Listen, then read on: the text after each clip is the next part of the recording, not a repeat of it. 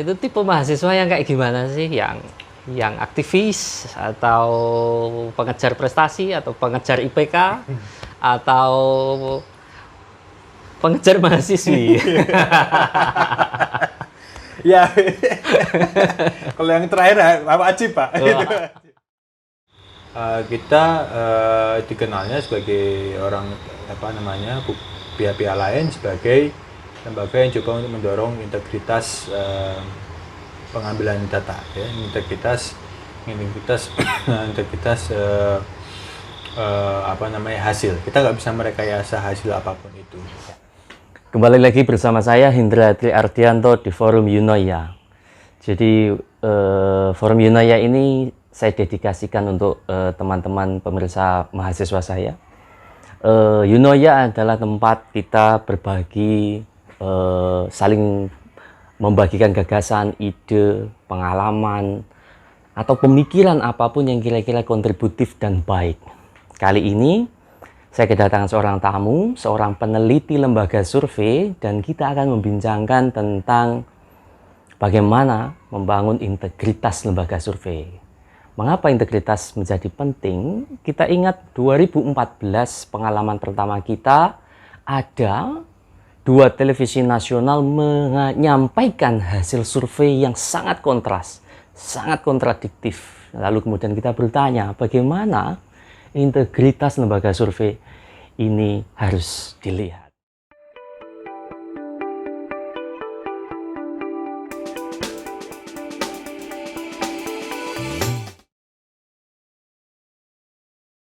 Nah, kebetulan hari ini saya kedatangan tamu, seorang teman, seorang kakak tingkat, senior, kolega dalam beberapa kali proyek kerja, Rafif Pamenang Imawan. Ya, dia adalah salah satu kakak tingkat saya dari UGM, lalu melanjutkan studi master di Uppsala University, dan sekarang bekerja menjadi peneliti Populi Center, sebuah lembaga yang bekerja melakukan survei pemetaan opini publik dan kebijakan.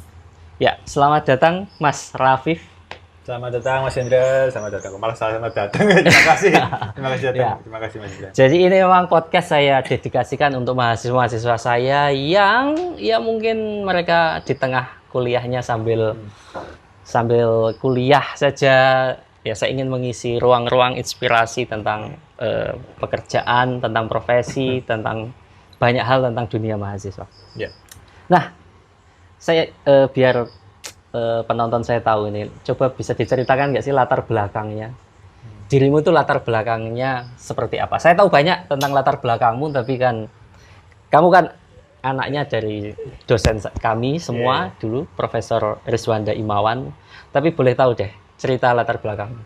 Ya, kalau dari kecil ya, saya tuh lahir di Amerika Serikat ya, di DeKalb, Illinois. Ketika almarhum ayah saya itu sedang menempuh pendidikan S3 ilmu politik ya di Northern Illinois University. Jadi salah satu gelombang juga ketika banyak sarjana-sarjana yang mulai menempuh pendidikan di Amerika Serikat. Sebelumnya ada Pak Avan Kava dan sebagainya, ada banyak juga dan lainnya. Nah, ketika mengambil doktoral tersebut saya lahir dan saya stay sana selama 4 tahun sebelum akhirnya kembali ke Indonesia, ke Yogyakarta, dan menemukan hampir sebagian besar masa muda, masa remaja ya, sampai perkuliahan di UGM, sebelum akhirnya saya 2017 merantau di Jakarta. Ada banyak sekali sebenarnya yang membentuk pribadi saya sampai hari ini. Salah satunya adalah bagaimana keluarga itu memberikan environment terutama analisis politik. Jadi waktu saya masih SMP SMA bahkan dari SD, kita tuh langganan tiga koran ya, koran Kompas, koran Jawa Pos, dan koran Kedaulatan Rakyat.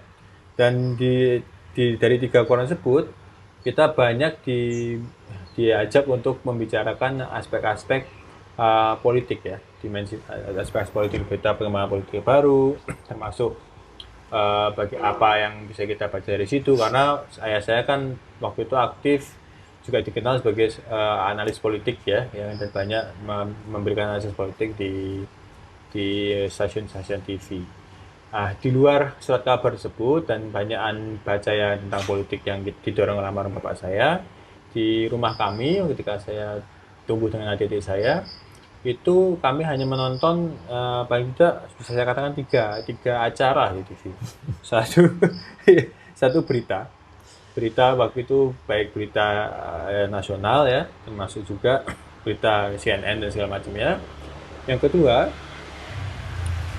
itu saya banyak menonton sepak bola gitu ya, karena hiburan kami di situ. Yang ketiga film-film inspiratif yang kemudian memberikan banyak values-values soal kehidupan.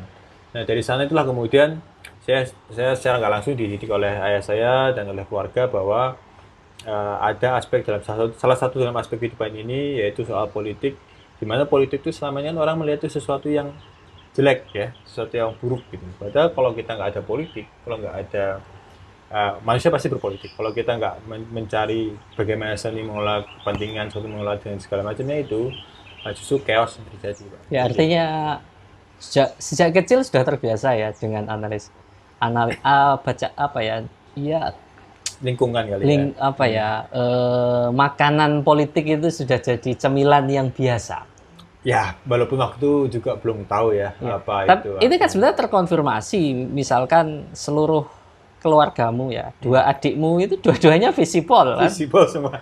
Jadi dua-duanya visipol, dua-duanya kuliah di luar negeri semuanya juga di visip kan, maksudnya di social science. Ya, social science. Dan ini nurture yang sebenarnya sudah terbentuk oleh keluarga kan. Ya, kamu nggak pernah nonton tuh Wiro Sableng, Saras 008? Nonton.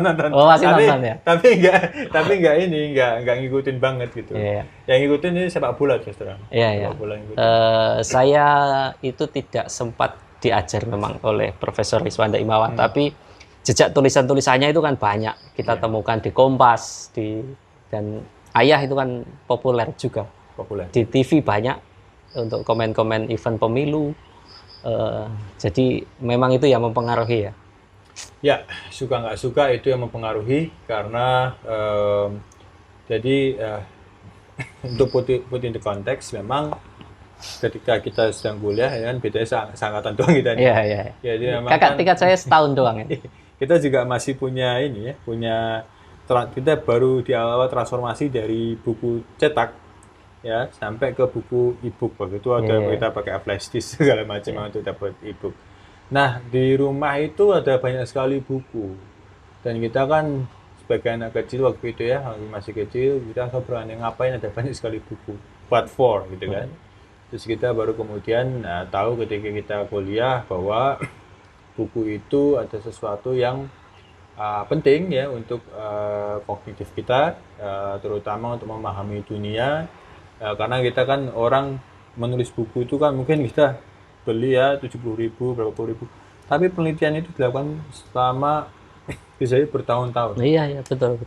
Dan kita membeli dan sudah dikonstruksikan, sudah dipelajari, ditulis ya, dan disampaikan ke kita. Jadi pengalaman kita membeli pengalaman bertahun-tahun itu yang saya rasa itu yang nggak ternilai ya. Oke, kita lompat ke masa kuliah. Saya cukup tahu Anda, tapi banyak teman-teman saya, mahasiswa saya pengen tahu kamu itu dulu kalau diceritakan itu tipe mahasiswa yang kayak gimana sih, yang aktivis atau pengejar prestasi atau pengejar IPK atau pengejar mahasiswi? Ya, kalau yang terakhir apa wajib Pak? Oke, kita simak dulu. Kayak apa sih gambarnya? Sebenarnya kalau dari sisi mahasiswa saya sebenarnya ini babak besar ya. Saya bagi dua, jadi gini ya. Saya nggak tahu pemberian tipe seperti apa ya. Jadi ketika saya awal-awal masuk ke kampus itu, masuk di jurusan ilmu pemerintahan waktu itu namanya. Itu saya bukan tipe mahasiswa yang sangat rajin, enggak juga, sama sekali enggak. Saya bahkan mungkin dikatakan agak mungkin hedon lah ya, bisa dikatakan hedon, suka suka main ke sana kemari, dan itu apa, saya tidak terlalu berpikir soal apa sih ke depan dan segala macamnya. Semua berubah ketika semester kedua, ketika almarhum ayah saya meninggal, dan saat itulah kemudian saya sampai pada suatu realitas bahwa wah, sekarang persoalan-persoalan di depan mata saya gitu. Sama ini kan apa, ada sosok ayah yang kemudian jadi pertimbangan, mengambil pertimbangan segala macamnya. Nah, ini yang kemudian apa namanya, dari semester 3 itu saya berubah jadi orang yang kemudian banyak membaca, banyak berdiskusi dengan teman-teman, banyak berteman, coba berteman. Dan saya juga masuk minder waktu itu ya. Nah, rasa minder itu yang kemudian saya nggak terlalu pede berbicara ke banyak orang atau bertemannya banyak orang. Tetapi hal tersebut lambat laun hilang ketika kita banyak aktif di organisasi-organisasi di luar. So, organisasi aktivis kampus, gitu, organisasi gerakan, organisasi aktivisme kampus, organisasi apa namanya diskusi ya, kayak saya juga tergabung juga ke namanya unit penalaran ilmiah ya, UPI ya, di sana. UPI. Dan juga saya gabung juga ke GMNI. Saya juga gabung ke waktu itu saya juga aktif di 2 pusat studi Pancasila, pusat studi Asia Pasifik, dan saya juga banyak berteman dengan teman di filsafat, di ekonomi, dan juga sempat di hukum gitu ya. Itu membantu kita memahami banyak hal, dan akhirnya di ujung akhir pertemanan itu yang kemudian banyak membantu kita dalam dunia kerja dan dunia ketika kita sudah selesai mempelajari teori-teori di kampus, kita kemudian butuh mengimplementasikan ilmu kita untuk kepentingan yang lebih besar gitu, kepentingan masyarakat, kepentingan bangsa dan negara gitu. Saya baru ya beberapa saya tahu ya, tapi ya ternyata ada yang saya tidak tahu. Di pusat studi dan sebagainya saya nggak tahu. Nah, saya tertarik di ini ya, di GMNI. Dulu kan Rafif di GMNI, saya di HMI ya dulu. Pertanyaan saya, apa sih? Saya ini penting buat memberi gambaran, bayangan bagi mahasiswa-mahasiswa saya. Apa sih hal yang mengapa kita perlu masuk ke organisasi? Seberapa krusial seorang mahasiswa itu masuk ke organisasi di luar hanya sekedar kampus. Kira-kira ini kita kan sudah melampaui fase itu. Nah, refleksimu itu apa sih? Kenapa kita harus aktif di dalam organisasi? Karena aku tahu kamu dulu lumayan aktif. GMNI, HMI itu banyak hal kita bersaing dalam banyak hal. Nah, saya ingin memberi inspirasi pada mahasiswa-mahasiswa saya bahwa berorganisasi itu penting, yang membentuk kita. Nah, kira-kira refleksimu apa kalau sekarang itu? Ya, masa muda itu adalah masa ketika kita bisa melakukan banyak kesalahan kita, masa belajar, masa mengembangkan diri, baik secara kognitif maupun emosional ya. Itu yang saya paham, saya refleksikan setelah lulus dari S1 kira-kira berapa tahun yang lalu tuh, saya lulus 22 tahun, ketika usia 22 tahun. Nah, memang yang saya rasakan satu, ya saya tahu GMNI dan HMI ketika divisi Pol itu ada persaingan, perebutan komap lah, proses pemerintahan. Tapi itu sesuatu yang perlu, karena itu adalah proses bagaimana kita mencoba melakukan pendewasaan, mengelola sisi emosional, mengelola bahwa memang persaingan itu adalah sesuatu yang memang untuk kepentingan yang lebih baik. Gitu. Bayangkan saja misalnya kalau kita ada persaingan atau segala sesuatu, kemudian semua sepakat gitu aja gitu ya. Itu nggak ada alternatif. Semua kan tujuannya sama, untuk bagaimana supaya mahasiswa pemerintahan itu bisa mendapatkan fasilitas terbaik untuk seluruh angkatannya. Cuma caranya berbeda-beda gitu. Prioritas berbeda. Nah, saya rasa itu yang penting, yaitu sisi emosional, dan memang organisasi ekstra kampus, baik itu GMNI, HMI, kami, PMII, itu penting untuk kemudian mengolah sisi itu. Dan juga tapi perlu diperhatikan juga bahwa setelah lepas itu pun juga kita harus berpikir sesuatu yang melebihi sekat organisasi, sekat individual, bahwa tentang kepentingan bersama. Nah, untuk ini sebenarnya di luar itu pun juga sebenarnya perlu untuk mengeksplorasi lain, bisa ikut ke fotografi, klub bola, segala macam ya, itu kan untuk bisa bekerja sama. Artinya ada aspek-aspek yang memang nggak bisa difasilitasi di ruang kelas, Pak. Nah, ini menjadi penting ini. Saya ingin konfirmasi lebih dalam ya soal ada 2 side yang selalu ada di mahasiswa. Side pertama ya kuliah. Ada sekian mata kuliah yang harus ditempuh, kurikulumnya sudah ada, dosennya juga sudah menyampaikan dengan sistematis. Itu side pertama, artinya kita sibuk dengan perkuliahan. Yang kedua, side di mana kita sibuk di dunia di luar kuliah. Entah yang kamu jelaskan tadi, aktif di GMNI, aktif di unit penalaran, aktif di kelompok study club. Pertanyaan saya untuk mendapat konfirmasi yang lebih dalam, mungkin nggak kita mahasiswa hari ini itu mengabaikan sisi luar kampus? Pertanyaan ini menjadi penting bagi teman-teman mahasiswa saya, terutama angkatan 2020 dan 2021, di mana mereka 2 tahun ini ya hanya kuliah di sistem online, tatap muka, dan saya nggak tahu environment apakah mereka juga aktif di luar. Saya nggak banyak terlalu tahu, setahu saya minim. Pertanyaan saya, refleksimu, mungkin nggak sih mahasiswa itu mengabaikan dimensi luar kuliah?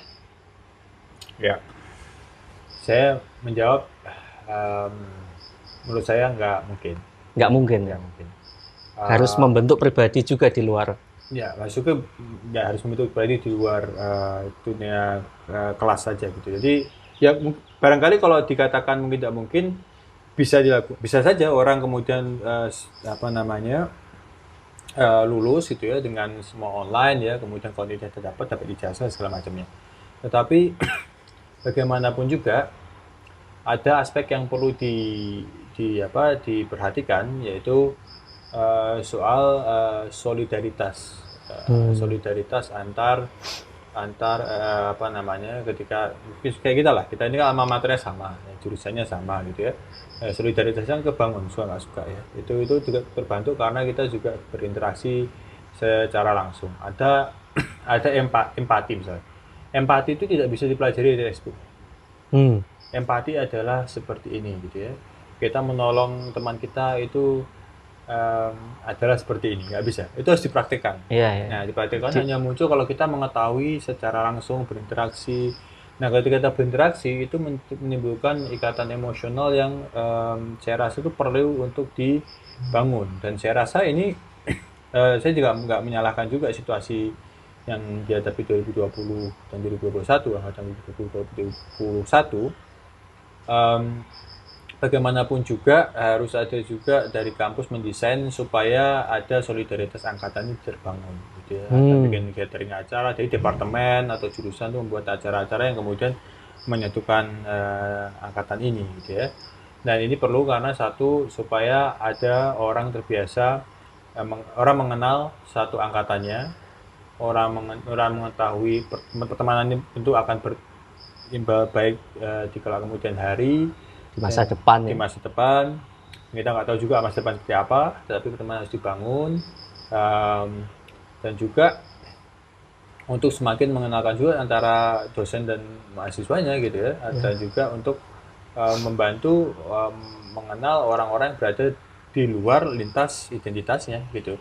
Saya tahu banyak teman-teman itu juga dari latar belakang etis berbeda, dari profesi berbeda. Saya tahu Indonesia juga gara-gara berinteraksi dengan teman-teman di jurusan gitu, dari Mas Hendra dari Tuban gitu ya, Konopo gitu kan ya, ada juga dari Papua, dari Makassar segala macam gitu. Artinya ini ya, mungkin kuliah online bisa transfer kognitif ya.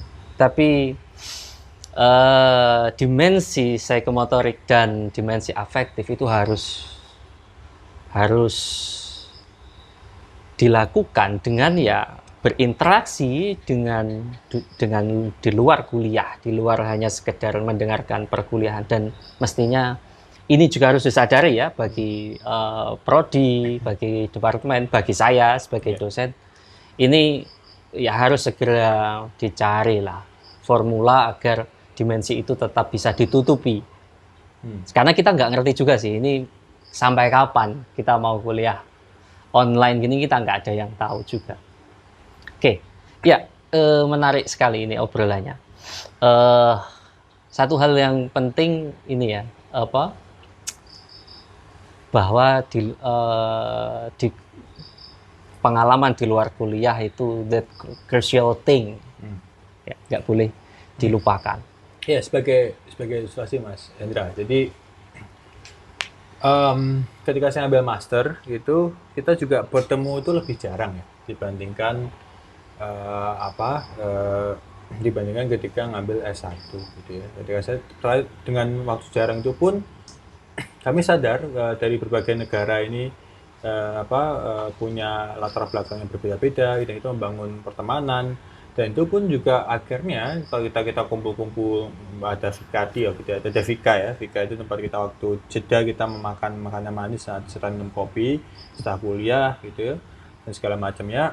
Itu membantu kita untuk membangun jaringan sampai hari ini. Saya sampai hari ini masih berteman dengan baik dengan teman-teman dari Sri Lanka, dari Swedia, dari Philippines, dari US gitu ya. Jadi itu membantu, apalagi itu pun dalam pengalaman yang saya singkat di Swedia. Bagaimana dengan pertemanan yang jauh lebih panjang ketika di S1. Dan sekali lagi memang masa S1 adalah masa-masa yang kalau saya bilang, saya ingin lagi mengulang kalau bisa S1 lagi. Artinya mengulang masa-masa gitu. Karena kita bisa bebas berekspresi, kita bisa bertemu banyak orang, kita bisa membangun solidaritas, dan potensi untuk mengembangkan diri itu luar biasa besar. Ya. Dan itu melebihi aspek kognitif. Satu pertanyaan terakhir tentang masa kuliah. Ini nggak penting, tapi mungkin beberapa mahasiswa saya penting. Saya itu sering dicurhati ya, soal dari mahasiswa. Mas, kok saya wisuda mas? Padahal belum pernah pacaran. Nah, aku pengen tahu nih, ini cowok seganteng ini dulu masa kuliahnya kayak gimana? Pacaran-pacaran gitu nggak sih? Aduh. Memberi motivasi nggak sih pacaran itu? Dulu kamu mahasiswanya kayak gimana? Wah, ini bisa diserang. Ini kayaknya Mas Rafif agak sulit karena Mas Rafif itu udah nikah. Iya, iya. Jadi sebenarnya gini, kalau ya ini tergantung pilihan ideologis juga ini. Jadi emang gini Pak, ada orang yang meyakini bahwa itu pacaran nggak boleh ya. Ada juga yang meyakini boleh. Tapi kalau saya ini termasuk sebenarnya itu sempat beberapa kali berpacaran gitu ya. Artinya kenal dengan teman perempuan gitu. Tapi itu pun komitmennya itu saya waktu itu komitmennya nggak terlalu ini ya, nggak terlalu komitmen nggak terlalu. Saya waktu itu masih lebih banyak mengejar ini perkuliahan. Tapi sekali lagi itu dalam beberapa hal juga membantu kita termotivasi Pak, untuk berangkat ke kantor, ke kampus ya. Jadi gini, saya percaya bahwa kehidupan waktu muda itu adalah kehidupan ketika kita bisa merangkai cerita-cerita yang indah, cerita-cerita yang konyol sekalipun gitu. Ketika kita membicarakan waktu tua pun itu jadi sesuatu yang seringkali saya tertawakan. Kita tertawa Pak, persaingan dulu gimana gitu. Iya. Ya, saya dengan Mas Raffi ini pernah bersaing ketat ini dulu di kursi pemilihan presiden Komap. Ya. Tapi menarik, itu tetap jadi cerita. Dan hubungan saya baik semua. Saya dengan Irfan yang sekarang jadi dosen UGM. Oh iya, itu persaingan duluan ya? Iya, saya sama Irfan kan yang nilai. Dan kita aja sekarang. Seru maksudnya sebagai kita dulu bersaing tapi kan nggak elok, udah dewasa masa mau. Enggak, itu cerita masa muda. Oke. Sekarang kita masuk ke your activity. Yes. Kamu hari ini adalah salah satu peneliti di Populi Center ya. Kita kenal banyak lembaga survei, ada Poltreking, LSI, ada Polmark, ada macam-macam. Nah, itu yang biasanya hilir mudik saat pemilu ya. Kalau mesti itu banyak itu hasil quick count. Nah, Mas Rafif ini hari ini adalah peneliti di Populi Center. Bisa ceritain nggak sih apa aktivitas, apa sih profil Populi Center, apa aja yang dikerjakan sih Ya, lembaga semacam ini? ya ini satu Populi Center itu pengen saya garis bawahi sebenarnya core kita itu sebenarnya kita sebagai lembaga riset ya.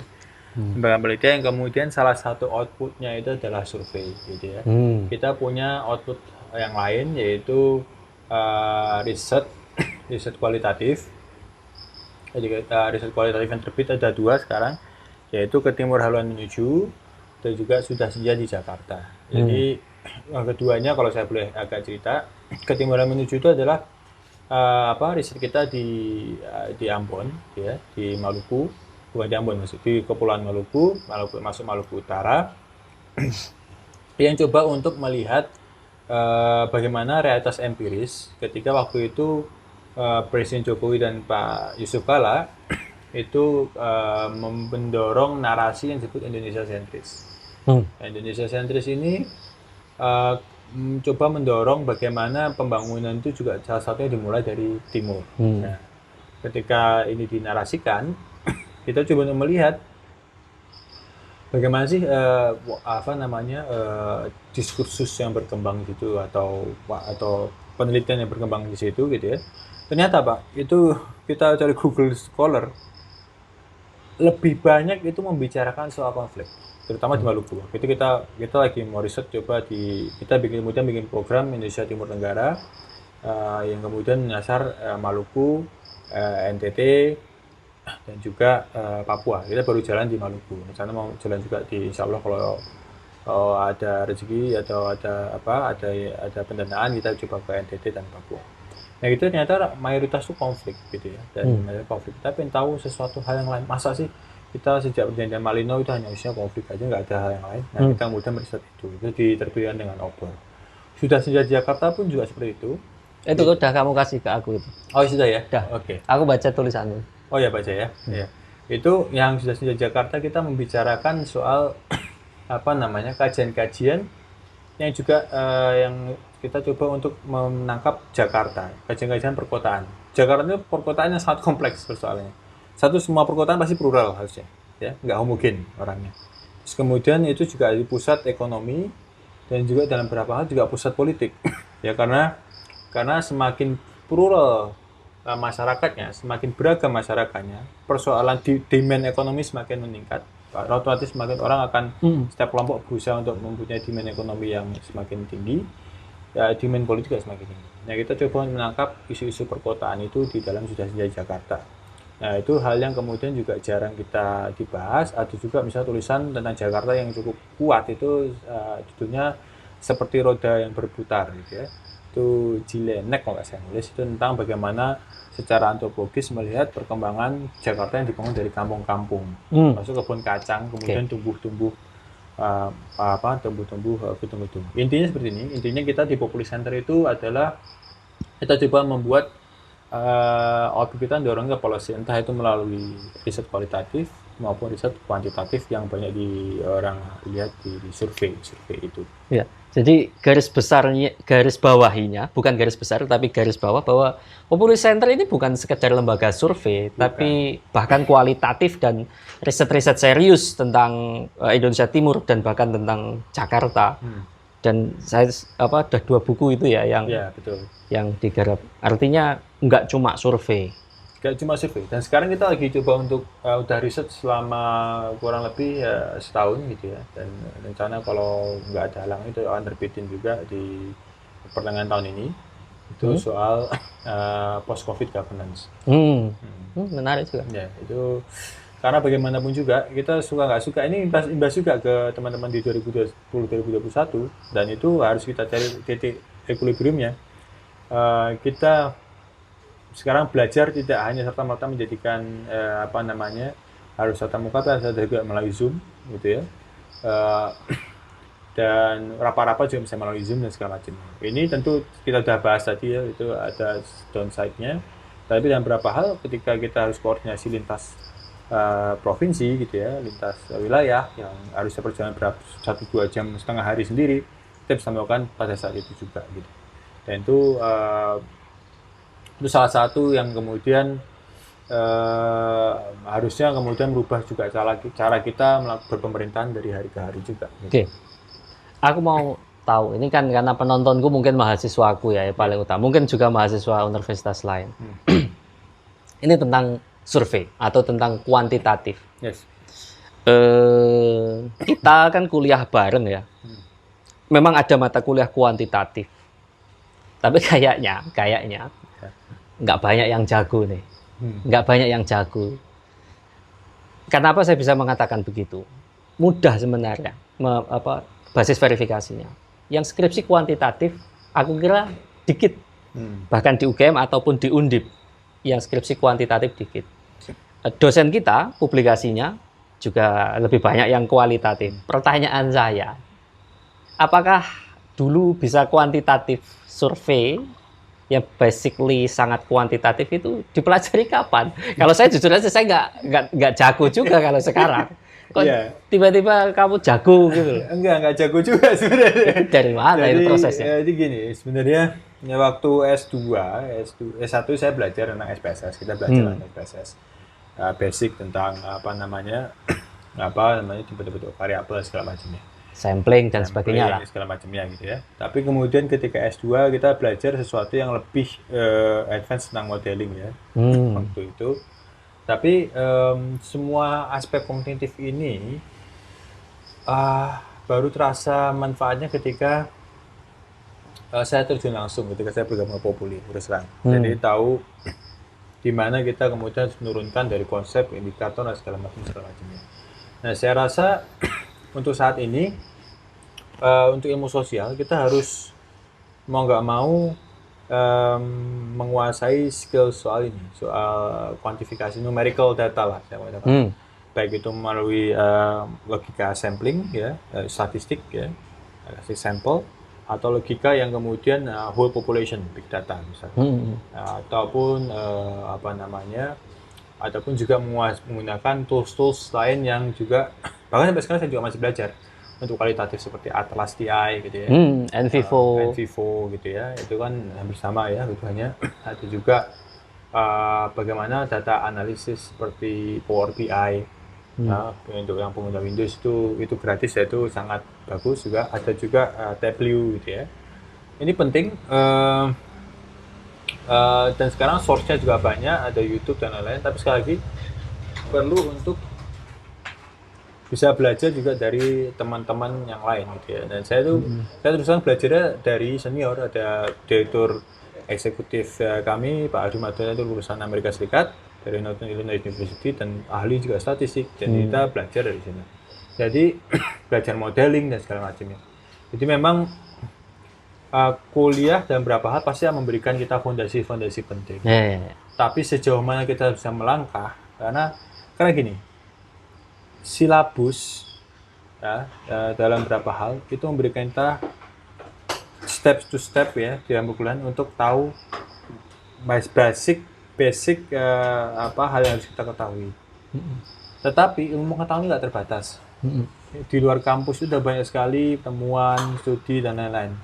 Nah, saya rasa mengeksplor hal-hal tersebutlah itu yang paling penting untuk bisa tahu skill-skill termasuk statistik ini. Jadi saya terus juga masih belajar Mas Indra. Jadi sekarang masih belajar soal banyak analisis karena ada banyak cara mengkonstruksikan data, cara mengukur data, termasuk cara memvisualisasikan data. Misalnya orang mungkin akrab dengan data frekuensi publik, tahunya kan kayak berapa persen milih X, ya gitu-gitu ya, tabel chart gitu. Tapi ada juga model visualisasi seperti margin plot. Nah, itu juga menarik untuk kalau pengen tahu misalnya tarikan antara garis ideologi X dan Y. Dari margin plot itu kita tahu, oh ini peta pemilih konservatif, ini pemilih moderat dan segala macamnya. Itu saya rasa apalagi sudah dibantu software ya. Betul. Tableau itu cepat sekali. Masukkan file kelihatan data interaksinya. Set. ya langsung ininya Betul. Tapi W kan mengambil dari sampel yang kita punya. Kalau kita mau tahu inferensi kan, kalau ilmu statistik kan ilmu probabilitas ya. Jadi dengan probabilitas kita harus ngambil sampling, dan dari sampling itu harus kita tahu kira-kira ini merefleksikan populasi seperti apa, gitu. Merefleksikan keseluruhan seperti apa. Nah itu yang perlu di running pakai data-data statistik, data lah. ya. Ada satu ini pertanyaan agak sensitif, tapi monggo di apa dijawab dengan cara senyamannya. Lembaga survei itu seringkali disamakan sebagai lembaga think tank, terutama untuk kebutuhan politik ya. Ya. Sejauh ini Populi sendiri bermain nggak di wilayah survei elektabilitas untuk kandidat, untuk kandidat entah kandidat apapun, kandidat partai atau kandidat wali kota atau DPR. Ya, perlu diketahui jadi kita ini sejauh ini melakukan pemetaan, hanya melakukan survei saja, pemetaan, dan tidak ada konsultatif dan segala macamnya. Seperti kalau kayak perusahaan seperti teman-teman Bapak Surya ada beberapa yang melakukan konsultatif, ya. Nah, kita nggak melakukan hal tersebut, ya. Dan sekali lagi kita dikenalnya sebagai orang pihak-pihak lain sebagai lembaga yang coba untuk mendorong integritas pengambilan data, ya. integritas hasil. Kita nggak bisa merekayasa hasil apapun itu. Dan perlu diketahui juga, kita kan sebagai lembaga yang salah satu lembaga barangkali, atau mungkin ada lembaga lain yang kemudian formatnya itu kita itu yayasan sebenarnya, jadi punya tanggung jawab sosial gitu ya. Oleh karena itu output yang kita lakukan itu seringkali juga berhubungan dengan bagaimana policy misalnya tentang COVID, policy tentang bagaimana ekonomi dan segala macamnya. Jadi itu memang orientasi kita adalah kita coba untuk menangkap suara murni dari masyarakat. Karena bagaimanapun juga.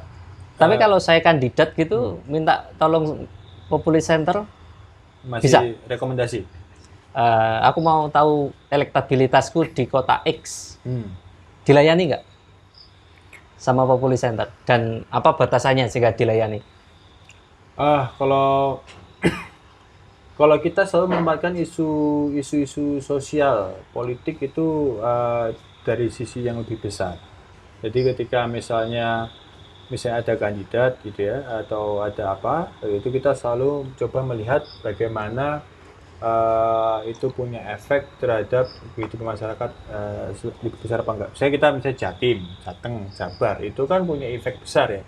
Ketika seorang muncul, dan kita selalu berusaha untuk melihat aspek policy makingnya gitu ya. Jadi kita selalu melihat aspek itu. Jadi sekali lagi, kalau ketika ada kandidat datang atau kandidat coba menghubungi kami selalu mengatakan bahwa aspek publik apa yang coba mau dilihat gitu. Kalau elektabilitas dan lain-lain itu kan hanya persoalan siapa menduduki apa gitu ya. Tetapi kalau persoalan yang serius di sana, bisa persoalan ekonomi apa, persoalan sosial seperti apa, itu yang coba kita lebih berorientasi ke sana. Nah itu kadang-kadang kita cari titik tengahnya itu. Jadi antara kepentingan orang untuk bisa melihat popularitasnya is wajar di mana-mana gitu ya. Tapi kita juga ingin tahu bagaimana soal-soal sosial, politik, ekonomi di wilayah tersebut. Jadi ada titik temunya sih. Tapi satu lagi, bagaimanapun hasilnya kita nggak bisa dipesan hasilnya. Itu sesuatu yang kita pegang teguh. Iya memang saya sempat ngecek di websitenya Populi, ada integritas macam-macam visi misi. Jadi dilayani tapi standing position clear. Kita pernah waktu itu ada yang mencoba minta ini hasilnya begini, bisa nggak hasil begini? Nggak bisa gitu. Nggak bisa ya? Nggak bisa. Non-negotiable. Karena be honest ya, kita mengalami loh. Itu ada perpecahan hasil quick count di antara dua kubu. Ya. Satu disiarkan di Metro TV bunyinya begini, satu di TV One bunyinya begini. Dan ini punya lembaga-lembaga survei masing-masing. Iya, iya. Sebenarnya gimana sih ini soal integritas ini? Sebenarnya problemnya di mana? Jadi sebenarnya gini, kalau kita dalam survei itu ada persoalan kan ada yang kadang non probability sampling error ya. Jadi memang itu karena kesalahan kita bias dan segala macamnya. Tapi sekali lagi, secara umum lembaga survei itu atau lembaga riset yang melakukan survei itu selalu kita mengecek masyarakat basis populasi yang sama kurang lebih. Dan rata-rata metode kurang lebih sama gitu ya. Cuma yang membedakan apa sih, satu konstruksi bagaimana kita mencari menurunkan indikator-indikatornya. Kalau pilihan partai, pilihan apa itu kan semua hampir sama ya. Yang paling penting itu adalah bagaimana kita menentukan indikatornya sama samplingnya seberapa banyak itu menentukan margin error ya. Nah, saya membayangkan seperti ini. Kita bisa melihat track record lembaga riset tersebut, seberapa lama kita melakukan survei, seberapa sering gitu ya, dan juga jejak rekamnya jejak rekam, dan ini kalau masih ingat, kita kan tergabung dalam Persepi ya. Persepi. Persepi kita membuka data bagaimana kita mengambil sampling dan segala macamnya, karena bagaimanapun ini kan metode ilmiah ya. Iya. Metode ilmiah. Artinya kalau tergabung dalam Persepi itu harus berani membuka metodologi. Yes. Tidak kita waktu itu bikin tidak hanya data tapi bagaimana itu juga harus dijelaskan. Pak Philip Semonti waktu itu kemudian menginisiasi untuk kemudian yang semua melakukan quickcount waktu itu masuk Populi membuka metodenya seperti apa dan itu kita sampaikan betul. Oke, saya masih mau berputar-putar di sini dulu. Aku nggak tahu nih, sepengamatanku ada resiko nih kerja kayak gini. Aku pengen konfirmasi ke dirimu. Lembaga ini setauku 2019 itu Yunarto Wijaya, Carta Politika. Itu bahkan muncul pemberitaan akan dibunuh bersama 4 pejabat gara-gara positioning dia dalam pemilu dan sebagainya. 2020 EF Saifullah dengan Polmarknya punya ada konflik dengan kandidat yang ya meminta jasanya lah gara-gara something. Artinya ada resiko. Kalau dirimu refleksimu kayak gimana sih soal resiko yang begitu-begigitu? Sejauh apa? Begini, menurut saya itu satu, kalau memang bagaimanapun juga sejauh mana kita berinteraksi atau berkomitmen dalam mengerjakan riset ya. Itu saya rasa pertama. Maksudnya begini, di Populi Center kita kan komitmennya untuk menangkap suara-suara warga ya. Itu yang utama. Karena itu kita ingin tahu sih sebenarnya secara umum bagaimana sih pelayanan warga, sudah banyak isu dominan yang diperbincangkan. Nah, dengan hanya murni keinginan untuk menangkap itu, saya rasa itu membatasi kami untuk kemudian terlebih lebih jauh dalam aspek-aspek pemenangan. Ya, jadi oleh karena itu ketika kita kalau di contoh di Populi kita kan nggak ada konsultatif politik, kita jadi relatif lebih lepas bebannya karena kita fokusnya memotret. Tetapi bagi teman-teman yang lain yang misalnya memiliki aspek konsultatif, saya rasa bagaimanapun juga kita negara hukum. Saya ingat betul waktu Mas Yunarto dapat ancaman segala macamnya itu, nggak bisa orang kemudian bareng kemudian mengancam dan segala macamnya itu. Saya rasa ada aspek hukum yang kemudian bisa ada perlindungan hukum juga yang kemudian bagaimanapun juga ini kan juga dilakukan secara ilmiah. Saya tahu juga Mas Yunarto seperti apa gitu ya. Tahu juga kalau aspek dengan EF Saifullah Fatah itu kan ada persoalan internal ya, saya nggak tahu akan seperti apa. Tapi kalau dari saya di Populi Center saya tidak ada beban yang berat gitu karena kita hanya capture. Kebayang sih kalau karena Populi kan just suara publik. Sudah ini datanya, this results wis selesai. Selesai. Tidak ada consulting karena elektabilitasmu jelek kamu harus begini. Tidak itu ya? Tidak ada. Tidak bermain di ceruk itu. Oke, make sense. Oke. Nah, ini aku baca tulisan-tulisanmu di jurnal ya. Beberapa kamu menulis tentang politik uang. Ya. Aku ingin nanya nih perspektifmu. Mungkin nggak sih Indonesia itu proses elektoralnya tidak diwarnai oleh politik uang. Ini gimana? Kau yang mungkin udah punya insight. Ya, jadi bagaimana saya mengatakannya? Tentu mungkin. Saya orang optimis mungkin bahwa kemudian walaupun prosesnya akan lama. Ya, kemudian proses gini, hak politik itu seringkali kan kalau bagi kita itu kebebasan politik itu kan sesuatu yang muncul karena desakan reformasi segala macam, dan di ujung akhir bahwa orang harus kemudian bisa menghargai ini ada sesuatu yang diperebutkan secara berdarah-darah gitu ya. Tapi bagi saya hal yang nggak penting juga, yang tidak kalah penting juga kalau itu adalah demokrasi ekonominya, bahwa ekonomi itu harus dimiliki juga oleh sebagian kemerdekaan ekonomi harus dimiliki oleh banyak warga negara gitu ya. Ketika dia isi perutnya dan dia bisa berpikir politik secara lebih jernih. Agak-agak mirip sebenarnya kayak ini sih, kayak premisnya Martin Lipset. Ketika kemudian basis ekonomi itu bagus, kemudian dia bisa kemudian berpikir politik dan segala macamnya dengan baik. Nah, menurut saya persoalannya kan kenapa suara orang bisa dibeli apa enggak itu karena masalah ekonomis misalnya. Bahwa kemudian dia tidak menganggap bahwa suara politik itu perlu saya pertahankan dan dia kalah dengan bagaimana orang membayar hak politiknya. Nah, saya rasa ini adalah aspek yang butuh proses pendewasaan politik yang overtime, yang butuh waktu, sangat butuh waktu. Jadi dibandingkan dan kalau menurut pertimbanganmu gejalanya akan makin berkurang atau makin menguat nih? Saya rasa ke depan akan semakin berkurang untuk jangka waktu yang agak panjang gitu. Karena saya lihat generasi muda sudah semakin aware soal politik. Hal yang sangat menarik itu soal ini, isu-isu yang selama ini kan buat kita di ilmu sosial ini, ilmu politik ini kan isu pinggiran tapi udah mulai ke tengah. Isu bagaimana kesetaraan gender, isu bagaimana tindak pidana kekerasan seksual.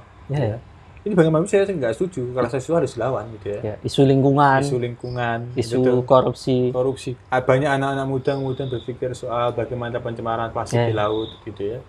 Dan ini banyak, ini soal-soal publik, ini soal-soal politik gitu ya.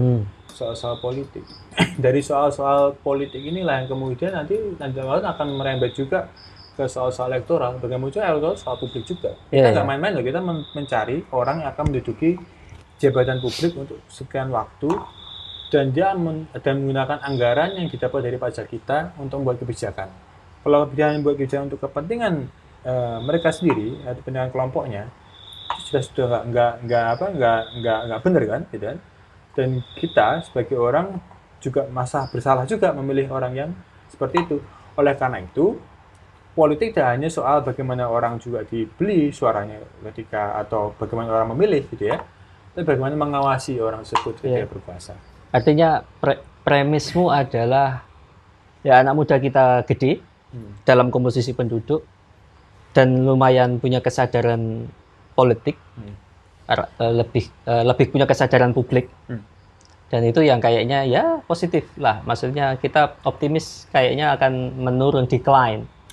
Saya seperti itu. Saya berpikir bahwa ada proses resosialisasi ya. Jadi dari anak muda kemudian memberikan pencerahan pada generasi yang lebih tua, gitu ya. Masuk juga memberikan pencerahan pada generasi yang muda. Ide-ide juga semakin muncul. Sebenarnya saya nanya ini tuh karena saya itu membaca jurnal dilalahnya itu dari Profesor Norway. Dia nulis soal kira-kira ya, saya lupa judulnya, kira-kira bahkan orang Norway itu nggak tahu ada namanya ini apa? Bukan money politik tapi apa sih ya satunya dirujuk food buying. Itu bahkan nggak ngerti mereka, nggak punya kosakata itu. Dan aku baca menarik memang. Tapi kondisi itu beda dengan Indonesia. Tapi kalau pandanganmu optimis lah ya. Saya optimis karena kalau kita kan ngomongin sesuatu masa depan ya, kita kan kalau masa depan kita harus optimis. Oke. Kita harus optimis. Yeah. Ya, salah satunya dari kerja-kerja kita juga, Pak. Mantap. Oke. Pertanyaan berikutnya ini masih bertautan dengan tadi ya. Saya juga baca tulisanmu di jurnal saya nggak lupa jurnal Bawaslu, Adiaksa. Oh iya. Jurnal Adiaksa. Di kesimpulanmu kamu menawarkan bahwa kira-kira agar proses elektoral kita tidak patologik atau menghasilkan dynasty, menghasilkan dinasti politik, local strongman, hal-hal yang sifatnya begitu, kamu menawarkan yang disebut dengan keadilan substantif dalam pemilu. Boleh nggak dielaborasi ini gagasan macam apa ini? Iya, jadi gini, kalau kita ini kan selalu kehilangan bukan kehilangan. Jadi lebih kurang memperhatikan aspek evaluasi. Gitu ya. Bagaimanapun juga dari aspek maupun kebijakan publik maupun pemilu itu ada aspek evaluatifnya. Nah, di paper saya itu sebenarnya saya lebih ke dorong untuk melihat jangan hanya melihat aspek prosedural. Jadi sama ini evaluasi dilakukan lewat aspek-aspek prosedural gitu ya. Persiapan pemilu gitu ya, untuk menjaga integritas pemilu. Prosesnya itu harus berintegritas. Nah, di aspek itulah kemudian saya dorong kemudian beberapa parameter substantif yang etis gitu ya, soal politik uang. Politik uang ini kan kalau hukum sudah dilarang jelas ya. Dari sisi demokratis nggak etis gitu. Dan ini sesuatu yang kemudian secara substantif itu mencederai prinsip-prinsip demokratis gitu ya, prinsip-prinsip yang demos, prinsip-prinsip untuk rakyat dan segala macamnya, karena kemudian sudah coba untuk relasi power relation sudah berubah dengan ada variabel uang di situ. Nah, aspek inilah yang kemudian coba juga dievaluatif melalui kerangka evaluatif pemilu di tingkat lokal. Jadi keadilan substantif yang saya ingin dorong maksudnya adalah kita harus mengevaluasi aspek-aspek seperti politik uang, penggunaan birokrat sebagai mesin kampanye, dan aspek-aspek lain yang kemudian secara umum mendorong kompetisi atau mendorong bagaimana proses pemilihan itu berjalan tidak etis, kemudian tidak dari sisi relasi power itu tidak menempatkan demo sebagai alat untuk kemudian diperjualbelikan hak politiknya. Oke, ini pertanyaan terakhir sekaligus penutup ya. Hari ini kalau kita cermati muncul diskurs yang mencoba mendelegitimasi positioning elektoral, bahwa proses politik yang dihasilkan elektoral itu sepertinya kuldesak, menghasilkan jalan buntu, menghasilkan elit politik yang rakus, yang koruptif, dinasti, families, dan lain sebagainya. Tapi kan kita nggak tahu nih, di dunia modern ada nggak alternatif di luar election. Nah, pertanyaanku, gimana kamu memandang suara-suara wacana yang mulai menaikkan proses pendelegitimasian pemilu? Jadi bukan sekedar soal ini ya, bukan sekedar golput seperti di tahun 80-an, 90-an, enggak. Tapi sudah proses, kalau saya ikuti wacananya di media sosial itu, sudah proses mendelegitimasi bahwa proses pemilu ini ya sudahlah pasti pemilu oligarki gitu. Nah, aku pengen tahu perspektifmu soal ini. Ya. Kalau kita melihat tradisi pemilu ini bukan pemilu itu adalah manifestasi dari bagaimana kuasa itu dari semula disepakati orang, dari seperangkat majelis, seperangkat dewan yang kemudian menentukan raja dan segala macam ya, atau yang semula teristimewakan hanya ke beberapa ras tertentu sebelum kemudian misalnya kelompok ras African American itu mendapatkan suaranya gitu ya di konteks Amerika. Di konteks kita gimana kemudian dari semula hanya kemudian kuasa beberapa keluarga gitu ya, kemudian bisa dikembalikan lagi supaya orang bisa memilih presiden secara langsung gitu ya. Jadi di tahun 2004 misalnya, jadi semua ini menceritakan satu bahwa kemudian tidak menempatkan warga negara, menempatkan kedaulatan berada pada warga negara. Jadi ini adalah proses perjalanan yang panjang gitu, panjang. Dan apa pentingnya itu? Pentingnya adalah kemudian proses pendewasaan atau proses, kalau saya katakan proses untuk menemui titik tengah dari konsensus atau titik titik kepentingan bersama itu adalah di pemilu sebenarnya. Nah, jadi kualitas kalau kita bicara political representation misalnya, sebenarnya kalau wajah parlemen kita itu buruk, itu sebenarnya juga adalah wajah dari jeleknya sistem kita. Satu sisi kontrol kita juga lemah, juga dari sisi bagaimana kualitas berkualitas kita dalam memilih memilih partai atau legislatif atau eksekutif tersebut. Jadi maksud saya begini. Melalui pemilu lah kemudian kita bisa mendorong kita bisa mempunyai banyak sekali positivitas yang selama ini juga tertutup dalam ruang tertutup hanya sebatas elit gitu ya. Jadi bagaimanapun juga pemilu itu tetap penting untuk menempatkan rakyat sebagai sentral, kemudian rakyat itu sendiri yang secara masyarakat warga negara itu sendiri yang kemudian menentukan nasib-nasib apa yang harus dipikirkan untuk ke depan termasuk konsensus dengan elit politik. Ruang itu yang terbuka. Jadi pemilu itu membuka ruang itu. Jadi ruang itu yang artinya penting. Sejauh ini kayaknya memang instrumen pemilu lah cara berkonsensus yang mungkin relatif lebih jelas, lebih clear. Sejauh memang belum ada alternatif apa yang jauh lebih baik. Ya, kalau kita ini kan sebuah negara yang tidak hanya demokrasi itu kan nggak bisa dipahami sebagai demokrasi politik, tapi juga ada demokrasi ekonomi kan. Ada dua hal itu yang kemudian harus dipikirkan bahwa ketika artinya begini, kebebasan kita harus menuju pada negara yang kemudian ekonomi yang bisa menjamin semua orang punya kesempatan untuk memiliki ekonomi yang baik, memiliki jaminan politik yang baik pula gitu ya. Nah, bagaimana pemilu itu dikelola gitu ya, bagaimana pemilu itu kemudian bisa dipastikan berintegritas, itu isu utama sebenarnya.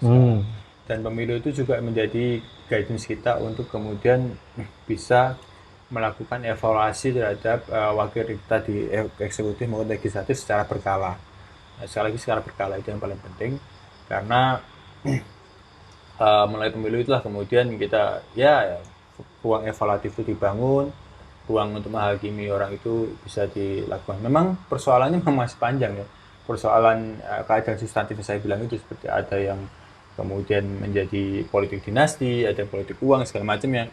Tapi sekali lagi itu proses yang terus-menerus coba diperbaiki dan perlu diperhatikan ya. Dibandingkan negara-negara lain, kita termasuk negara yang coba untuk memperbaiki sistem pemilu secara simultan. Dari semula pemilu langsung, coba dicari bagaimana supaya seimbang antara pemerintah pusat dan daerah.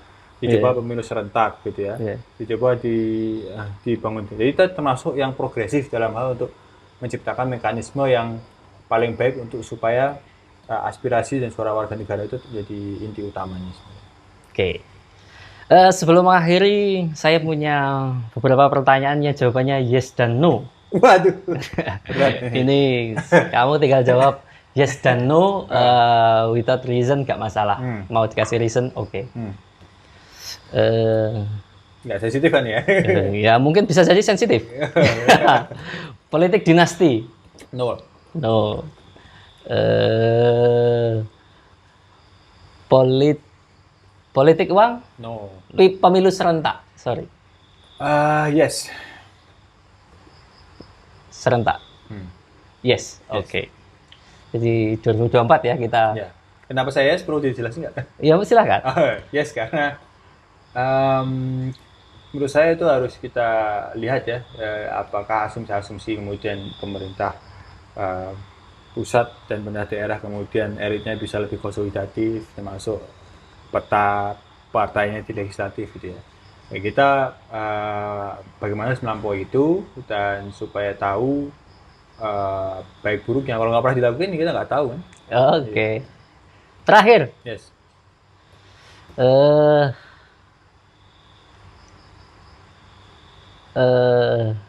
Pemilu ditunda atau 3 periode. Saya Pemilu ditunda dulu deh. tidak. Ya. Saya no. Pribadi ya. 3 periode. No. Berarti ngasih explanation. Explanation. Ya, karena sederhana. Kalau buat ini pandangan pribadi saya soal ini, itu ada konstitusi yang harus bagaimana konstitusi itu harus ditegakkan ya, yang berkala, dan itu untuk evaluatif kita, kita harus punya sekarang konstitusi itu harus dipegang dan nggak bisa berubah karena politik sementara. Itu bagaimanapun demokrasi kita demokrasi konstitusional. Oke, saya pertajam. 3 periode, kalau konstitusinya sudah 3 periode, gimana? Menurut kamu? Yes or no? Kalau perkaranya hanya soal konstitusi, ya mungkin bisa di prolegnas, amandemen. Kalau bilangnya 3, menurutmu gimana? Yes or no? Kalau hanya perkaranya soal konstitusi? Iya, ini kan diskusinya di situ ya. Ya, tetap menolak. Tetap no. Ya, artinya gini. Ini kalau sekarang, ini konteksnya sekarang kan ya. Karena kan sekarang kalau kita merubah itu kan jelas itu bahwa itu untuk kepentingan sesaat ya. Jadi bagaimanapun juga itu harus. Klaimnya ini kepentingan COVID loh. Ya. Klaimnya. Ya. Oke, 3 periode ini kan saya nggak ya itu klaim. Kalian bisa seperti itu ya. Sekali lagi tapi kalau saya rasa bagaimanapun juga harus ada pembatasan periodisasi. Saya rasa itu tidak ada urgensi juga untuk kemudian mendorong pemilu untuk ataupun periodisasi dibangun untuk 3 periode dan segala macam. Nggak ada force majeure. Jadi gini, undang-undang kita sudah mengatakan bahwa kalau ada pemilu bisa ditunda atau segala macamnya kalau ada Force majeure. Dan COVID ini sudah menuju ke endemi. Jadi saya rasa ini bukan situasi di mana ketika pemilu itu harus ditunda ataupun harus ada penambahan masa periodisasi. Ya kira-kira kita tidak sedang di Ukraina lah, sehingga kita di Ukraina, kita nggak lagi perang gitu ya. Dan saya rasa perlu untuk kemudian melakukan evaluatif ke eksekutif maupun legislatif saat ini untuk melakukan.